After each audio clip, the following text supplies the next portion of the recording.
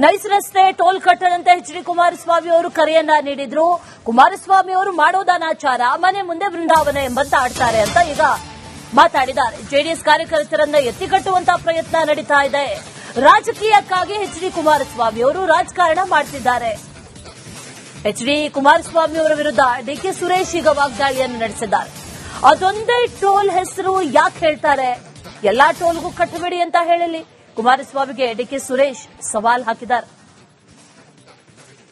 ರಾಜಕಾರಣ ಮಾಡೋರ್ನ ಏನ್ ಮಾಡಕ್ಕಾಗತ್ರಿ? ರಾಜಕಾರಣದಲ್ಲಿ ಕೆಲಸ ಮಾಡಿ ಬದುಕಬೇಕು ಅನ್ನೋದಿಲ್ವಲ್ಲ, ಕೆಲಸ ಮಾಡಿ ತೋರಿಸಬೇಕು ಅನ್ನೋದಿಲ್ಲ. ಎತ್ಕಟ್ ರಾಜಕಾರಣ ಮಾಡೋ ಕಸಬಿರುವಂತವ್ರನ್ನ ಉತ್ತರ ಕೊಡೋದಕ್ಕೆ ನೀವು ಮಾಧ್ಯಮರೇ ಅದ್ರ ಬಗ್ಗೆ ಗಮನ ಹರಿಸಬೇಕೇ ಹೊರತು ಒಬ್ಬ ಕೇಂದ್ರ ಸಚಿವ ಯಾವ ರೀತಿಯಾಗಿ ಎತ್ಕಟ್ತಾ ಇದ್ದಾರೆ ಅನ್ನೋದನ್ನ ನೋಡ್ಬೇಕು. ಅದೊಂದೇ ಟೋಲ್ ಯಾಕೆ ಹೇಳ್ತಾರೆ? ಎಲ್ಲಾ ಟೋಲ್ನು ಹೇಳಿ, ಎಲ್ಲಾ ಟೋಲ್ನು ಹೇಳಿ, ಯಾವ ಟೋಲ್ಗೂ ದುಡ್ಡು ಕಟ್ಟಬೇಡಿ ಅಂತ ಹೇಳ್ಬಿಟ್ಟು ಎಲ್ಲಾ ಟೋಲ್ಗೂ ಹೇಳಿ. ಮಾಡೋದೆಲ್ಲ ಅನಾಚಾರ, ಮನೆ ಮುಂದೆ ಬೃಂದಾವನ. ನೀವು ಅವ್ರಿಗೆ ಬೆಂಬಲ ಕೊಡ್ತೀರಿ, ಅವ್ರು ಮಾತಾಡ್ತಾರೆ. ಪ್ರತಿನಿತ್ಯ ಗಲಾಟೆ ಮಾಡ್ತಾರೆ.